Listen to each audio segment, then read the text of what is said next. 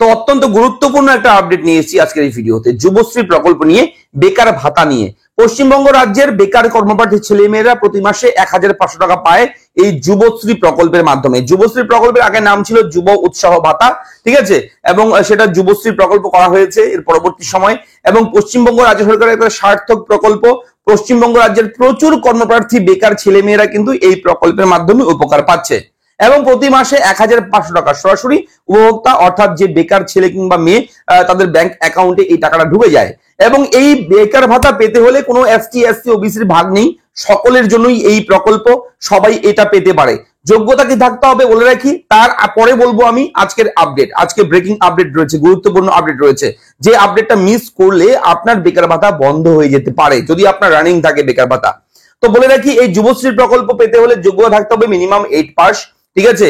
এবং বলে রাখি, একই পরিবারের যদি আপনারা 3 জন 4 জন 5 জন ভাই বোন থেকে থাকেন, তাহলে আপনারা ভাই যদি 4-5 জন ভাই থাকেন, 3 জন ভাই থাকেন, তাহলে একজনই কিন্তু পাবে। একটা পরিবার থেকে একজনই পাবে এই প্রকল্পের সুবিধা। এটা নিয়ে কিন্তু বেশ কিছুদিন আগে কিন্তু অনেক ধরনের আপডেট এসেছিল, অনেকের নাম বাদ গেছে। এমন হয়েছে যে একই বাড়িতে দু ভাই পাচ্ছে, ঠিক আছে, বেকার ভাতা। এটা কিন্তু এই যে প্রকল্প রয়েছে যুবশ্রী প্রকল্প, এই প্রকল্পের নিয়ম বিরুদ্ধ, ঠিক আছে, নিয়মে কিন্তু নেই।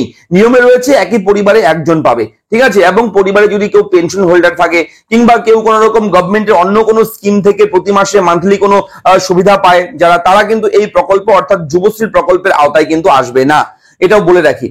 এবং এই প্রকল্পের টাকাটা দেওয়া হয় প্রতি 6 মাস পর পর কিন্তু অ্যানেক্সার 3 ফর্ম ফিল আপের মাধ্যমে। অর্থাৎ আপনি প্রতি মাসেই পাবেন টাকাটা, এবং প্রতি মাস পাওয়ার পর যখন 6 মাস হয়ে যাবে তারপর একটা ফর্ম ফিল আপ করতে হবে, এবং সেই ফর্মটা কিন্তু অ্যানেক্সার 3 নাম। এবং সেই ফর্মটা অনলাইন কিংবা অফলাইনে জমা করা যায়।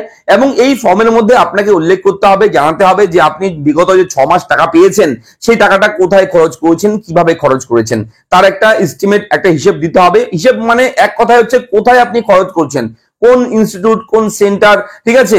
এটা এডুকেশন পারপাস দিচ্ছে, আপনার শিক্ষাগত যোগ্যতাকে বাড়ানোর জন্য এডুকেশন পারপাস এই টাকাটা দিচ্ছে, যাতে করে আপনারা বেকার আছেন আরো আপনারা পড়াশোনা কিংবা কোন রকম ট্রেনিং কোর্স কোচিং করে নিজেদেরকে কর্মোদ্যোগী করে তুলতে পারেন। এবং পরবর্তী সময় যখনই চাকরির কোনো সার্কুলার বের হবে তখন যাতে করে আপনি যোগ্য থাকেন সেই চাকরির জন্য, নিজের যোগ্যতাটা বাড়ানোর জন্য কিন্তু এই টাকাটা দিচ্ছে, বেকার ভাতার টাকা।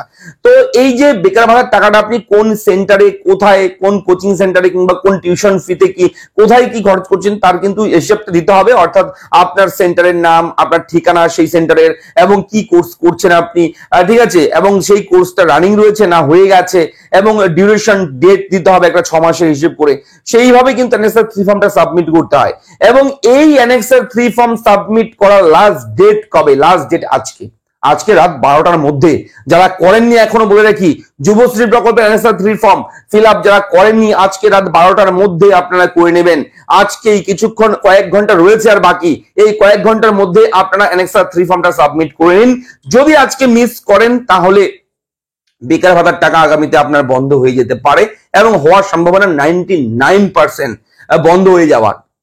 যদি আপনি এই অ্যানেক্সার 3 ফর্মটা আজকে সাবমিট না করেন তাহলে 99% কিন্তু আমি বলছি, জোর গলায় বলতে পারছি, কারণ এর আগেও হয়েছে অনেকের বেকার ভাতা বন্ধ হয়ে গেছে অ্যানেক্সার 3 ফর্ম সাবমিট না করার জন্য।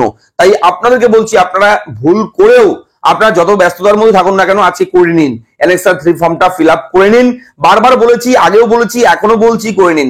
যদি আপনারা না করেন তাহলে পরবর্তী সময় হয়তো আপনারাই কমেন্ট করবেন কেউ না কেউ, দাদা আমার অ্যানেক্সার 3 ফর্মটা সাবমিট করিনি, বেকার ভাতা বন্ধ হয়ে গেছে, কি করতে হবে, কোথায় যেতে হবে বলুন, সাহায্য করুন। তখন কিন্তু আর উপায় থাকবে না কোনো কিছু। তাই আজকে লাস্ট ডেট, আজকে করে নিন। আপনার কম্পিউটার দোকানে যেতে হবে না, আপনি শুয়ে শুয়ে বসে বসে ঘরে আপনি নিজের মোবাইল থেকে করতে পারবেন। এটা একদম সিম্পল মেথড রয়েছে। এবং ফর্মটা কিভাবে ফিল আপ করবেন, কোথায় কি লিখতে হবে, কয় তারিখ দেবেন, স্টার্ট ডেট, এন্ড ডেট কি দেবেন, এগুলো নিয়ে আমি ভিডিও করে দিয়েছি, সেই ভিডিওটা দেখে নেবেন। আমি এই ভিডিওর যে ডেসক্রিপশনে সেই ভিডিও লিংক দেবো, লিংকে ক্লিক করে সেই ভিডিওটা দেখবেন, দেখে শিখে নেবেন যে আমি হাতে ধরে শিখিয়ে দিয়েছি যে কিভাবে ফর্মটা ফিল আপ করতে হবে। সেটা দেখে দেখে আপনারা সেম ভাবে করুন, আপনার যুবশ্রী বেকার ভাতা বন্ধ হবে না। তাহলে অ্যানেক্সার 3 ফর্মটা সাবমিট হয়ে যাবে সাকসেসফুলি। এবং অ্যানেক্সার 3 ফর্মটা সাবমিট হয়ে গেলে যে পেজ আসবে সেটাকে স্ক্রিনশট দিয়ে রাখুন, মোবাইলে রেখে দিন, ঠিক আছে।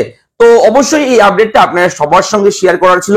যদি ভালো লাগে লাইক করবেন, চ্যানেলটাকে সাবস্ক্রাইব করবেন, এবং কোথাও কোনো রকম সমস্যা, কোনো ডাউট থাকলে, কিছু জিজ্ঞেস করার থাকলে আমাকে অবশ্যই, আপনাকে বলবো আপনারা কমেন্ট করে আমাকে জানান। চলুন দেখা হচ্ছে পরবর্তী নেক্সট ভিডিওতে। ভালো থাকবেন, ধন্যবাদ।